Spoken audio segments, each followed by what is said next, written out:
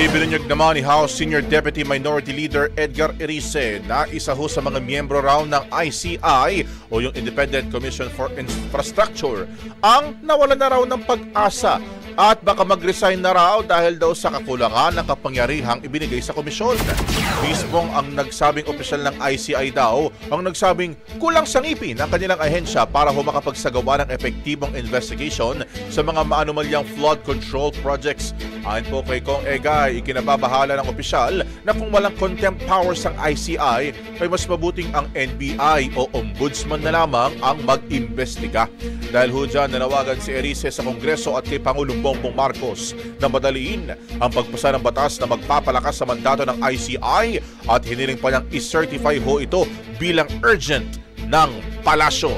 Ang bahaging ito ay hatid sa atin ng Yummyvit ES2 Oral Drops. Simulang tuparin ang pangarap ng iyong anak. And stunting now!